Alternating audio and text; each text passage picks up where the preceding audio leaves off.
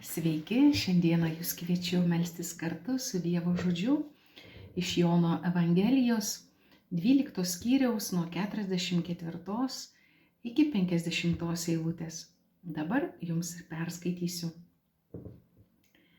O Jėzus garsiai šaukė, kas mane tiki, tiki ne mane, bet tą, kuris mane siuntė. Ir kas mane mato, mato tą, kuris mane siuntė.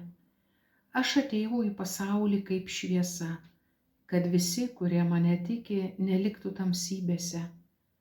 Kas klausysis mano žodžių, bet jų nesilaikys, to aš neteisiu, nes atėjau neteisti pasaulio, bet gelbėti. Kas mane niekina ir mano žodžių nepriima, tas jau turi savo teisėją. Pats žodis, kurį aš kalbėjau, nuteis jį paskutinėje dieną. Aš juk kalbėjau ne iš savęs. Tėvas, kuris man siuntė, davė man priesaką, ką aš turiu sakyti, ką skelbti. Ir dar aš žinau, kad jo priesakas tai amžinasis gyvenimas. Tad ką aš kalbu, skelbiu taip, kaip tėvas man yra sakęs.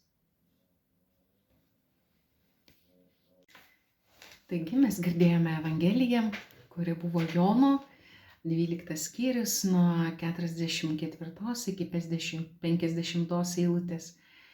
Taigi šioje Evangelijoje pats Jėzus aiškiai ir konkrečiai ragina kiekvieną mokinį nukreipti savo gyvenimą į esminius dalykus, įsitikinusiai gyvai ir laikantis jo dieviškojo žodžio.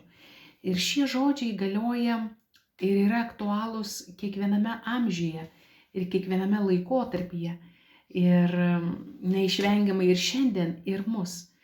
Taigi, pirmiausia, Kristus primena, kad jis yra tėvo siųstasis į pasaulį ir kad jo bendrystė, sūnaus ir tėvo bendrystės gyvenimas, tai iš tikrųjų tai yra vienybė. Ir kas tiki sūnų, tiki ir tėvą. Ir kas mato sūnų, mato ir tėvą. Taigi, tarp tikėjimo Jėzumi ir matymo Jėzaus, tarp tikėjimo tėvų ir matymų tėvo yra visiškas tapatumas. Ir evangelistas mums iš tikrųjų turi reikalą perteikti antgamtinį matymą, kurį patiria tie, kurie priima Dievo sūnaus žodį ir juo gyvena. Yra kitoks matymas. Ir tokie žmonės, kartais mes juos vadinam kaip ne iš šio pasaulio, mes vadinam balta varna, mes vadinam dvasiukais, dvasingais, tarsi kažkiek juos pažemindami, ne su pakilėjimu, ne su gerėjimuose. Sakom, atitrūkę nuo tikrovės, nes nėra kritiški, nekritikuoja visko ir nėra tokie kaip mes, nuolat kažko nepatenkinti ir mes vadinam juos atitrūkusiais nuo tikrovės. O kas yra tikrovė? O kas yra tikrovė? Tai būti nuodėmėj? Ne. Tai būti vienybėje su Jėzumi, o per jį su tėvu. Štai yra tikrovė. Ir deja, ne fizinė tikrovė yra ta tikroji realybė. Tai dvasinė tikrovė pirmiausia yra tikroji realybė. Ir iš čia prasideda visas gyvenimas. Ir iš čia gimsta tikroji tikrovė apie mus, tapatybė apie mus. Tai į ką mes esam pašaukti, ne šauniais būti pasaulyje, galingais, turtuoliais.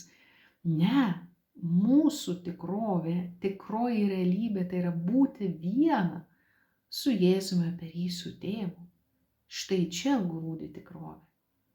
Tad tikrai raginu nebijoti, kai jūs kartais pavadina ar apie jūs kalba kaip ne iš šio pasaulio, kaip nematančiais tikrovės, nematančiais realybės, neįvertinančiais, kurie nepasiduodate apkalboms, kritikoms, kurie nesat, tokie, kaip pasakyti,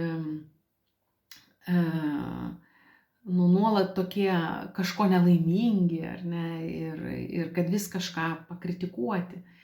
Tai, kaip sakant, nebūkime tie, kurie pavogia kalėdas. Kitaip tariant, nebūkime tie, Grinčas, kuris pavogia kalėdas, ar ne. Tai nebūkime tie, kurie pavogiam iš savęs ir iš kitų tikrą tikrovę, tai yra dvasinę žvilgsnį.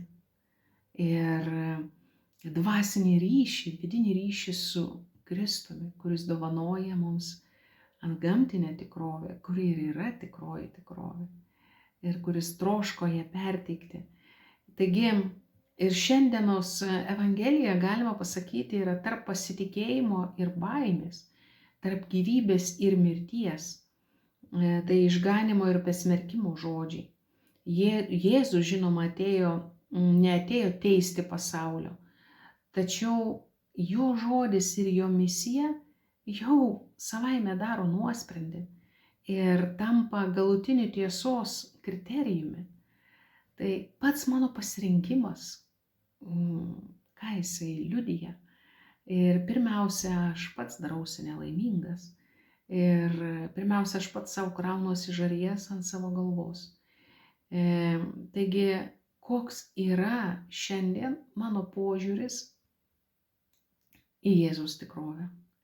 Ar aš tikrai traktuoju save gyvenantį esminėje tikrovėje, dvasinėje, ir iš čia išplaukiančių žvilgsniu į save, kitus, į dienos įvykius, pasaulio įvykius, ir tame randu amžiną viltį ir tikrą džiaugsmą. Viešpatie Jėzau Kristau, į tavo rankas pavedu kiekvieno iš mūsų tikrovę. Ir aš meldžiu, kad tu paimtum ir tau atiduodam visus tuos žodžius, kuriuos girdime, kaip smerkiančius, kaip pajuokiančius, įžeidžiančius žodžius, kada mes renkamės dvasinį gyvenimą. Aš meldžiu, kad mes išties visiškai pasitikėtume tavimi ir tau atsivertume, nes tu turi amžino gyvenimo žodžius. Ir tu dovanoji tikrą gyvenimą, kuris yra gyvas, džiaugsmingas, palaimingas, viltingas, kuris gailestingas. Viešpatie, štai aš, kiekvienas iš mūsų esame prieš tave. Trokštame būti vienas su tavimi, taip kaip tu ir tėvas esi viena. Amen. Būkite palaiminti ir gražios jums maldos su šiuo evangeliniu tekstu. Sudie.